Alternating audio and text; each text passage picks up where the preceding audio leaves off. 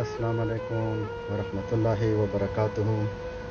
مو د ټولې کورنۍ قدرمن عزتمن عوام مشران اور کشران علماء دین اور سیاسی کارکن اور د کورنۍ نوجوانان، نن څه کومه واقعه شوې ده 1 تاریخ ته 11 میاشت 2025 ته. نو زه خو مزاحمت نه کوم، تر څو پورې به مو دا مزاحمت کوم. کله د اهل تشیع ولا مړ کیږي او کله د اهل سنت ولا مړ کیږي، او دې حل ویل نه راوځي دي خبره.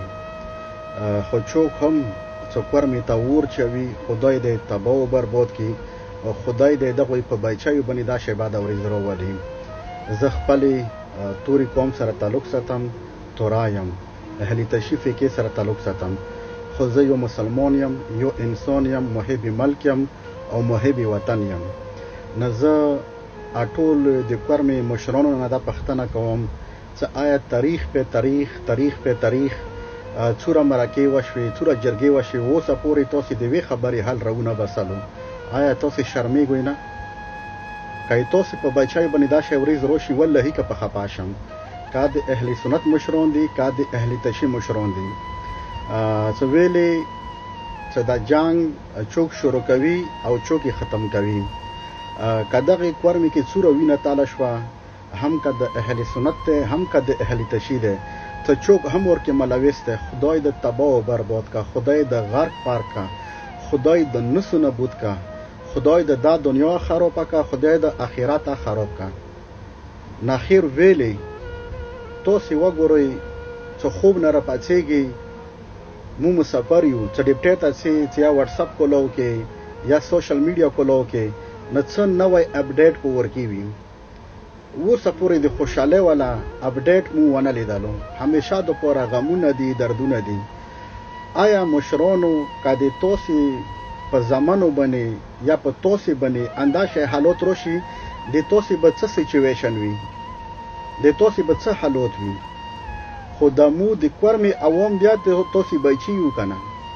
خیمو د کورمې عوام چې کوم دی دا جناورو نه بدتر دي. خی ګورئ چې دغه مشران مو ته محب وطن نه دي، اخلاصمن نه دي.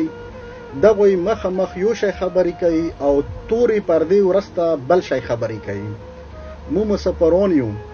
زه خپله دغه د 25 دن ما په اسلام آباد کې تېرې کړلې، د دې واجې نه شو تللی چې وطن په بلو کا کار دی. نه مو هېچا سره هېڅ باد مو نشته دی.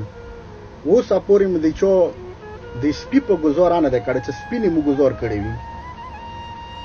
نو خو نه پوهېږم چې د کورمې کوم مشران دي چې څوک هم غلط کردار ادا کوي، که هغه ملیان دي، که هغه سیاسي کارکن دي، که هغه ځوانان دي، چې څوک هم کورمې ته کونډې بوري یتیمان پیدا کوي، ښکلي ښکلي ځوانان ضایع کوي. خدای د تاسې کورونه تباه کړي، خدای د تاسې په کورو باندې کغه عذاب نازل کړي. زه خدای که په خوشحاله ما زړه ته دوره دک رسېدلی دی چې دا مزدورکار خلک، دا غریبان خلک ټیکټر یې ډکولو، خپله مزدوري کوله، خپل بال بچ ته، خپلو مور و پلار ورونو خویندو ته، چې د چا محتاج نه شو. خو زه نه پوهېږم هغو یزیدانو ته، هغه مخلوق ته چې څوک په کنواییو باندې برید کوي، څوک لیارو کې بېګناه خلک وجني، بېګناه خلک مړ کوي. زه خو تاسې ته دغه نه زه خپله جاني فتوا دیر کوم چې تاسې مسلمانان یوئ، تاسې انسانان یوئ. اخر خدای مو کرکې وکړه، خدای مو تباهي وکړه چې دا کورمې ته یې تاسې لاسه کومه ډول اور لګېدلی دی. دا شرپسندو ته یې وایم چې خدای مو نسو نابود کړه چې د کورمې وینه څوک تویوي، که د اهل تشیع دی، که د اهل سنت دی، که هغه مشر دی، که هغه ملا دی، که هغه ملک دی، که هغه سیاسي کارکن دی، که هغه د کورمې ځینې ځوانان دي چې شرپسند دي، څوک هم د کورمې اهل تشیع، د کورمې اهل سنت د مسلمانو وینه تویوي، خدای د هغه خلق در بدر کې خور و ذلیل دی کې. خدای د تاسې په بچای باندې انداسې وخت راولي چې تاسې بېګناه خلک نه پرېږدوئ. کله اهل تشیع ولا مړه شي، کله اهل سنت ولا مړه شي.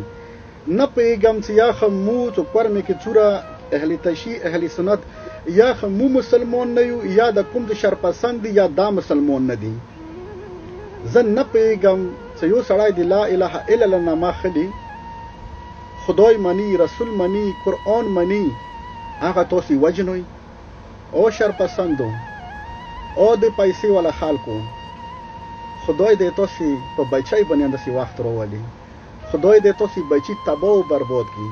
خدای دې تاسې اصل نسب تباه و برباد کړي. د خلک ژوند ته پرېږدوئ. خلکو کار مینه کاډې وکړلې، څوک یې څه نه دي کړي. مو ته پاته دی اهل تشي والا کاډې وکړلې، څه کوم امن پسند دي. اهل سنت والا کاډې وکړلې، لوړلو څوک اسلام آبادو کې پراته دي، څوک پنډایو کې، څوک لاورو کې، څوک کراچایو کې، څوک سپارینه کور ته ژوند تېروي. اخر ویلې خدای مه تباه که. خلکو نه مخپله کورمه قیامت کړي دی. او د کورمې ځوانانو راوچات شوی، د ظالمانو خلاف راوچات شوی. که چا خپلې دشمنۍ دي سوال درته کوو، زري درته کوو چې دا د ګټلې وخت نه دی.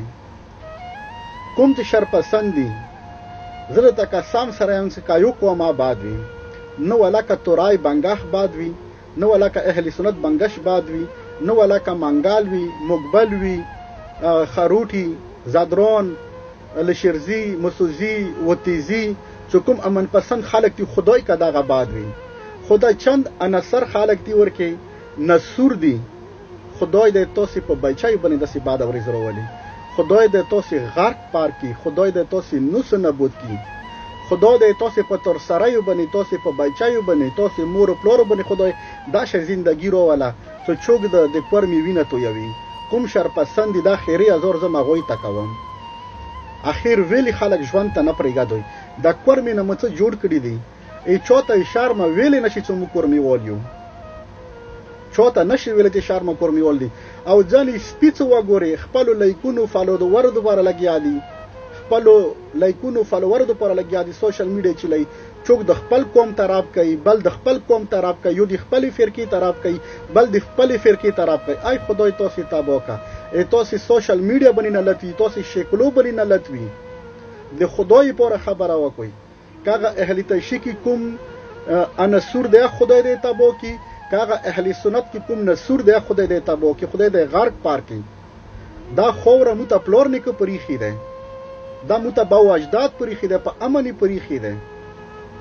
څه چېرته کې شرپسند دي څوک کورمې ته شور او ورپسات راوړي، کونډې بورې یتیمان پیدا کوي، بېوسه کوي، کورونه خلک بېوطنه کوي. خدای د شرپسند که مشر دی، که هغه ملک دی، که هغه ملا دی، که سیاسي کارکون دی، خدای د تباه و برباد که. خدای د دغه دنیا خرابه که، خدای د آخرت خراب که. وسلام.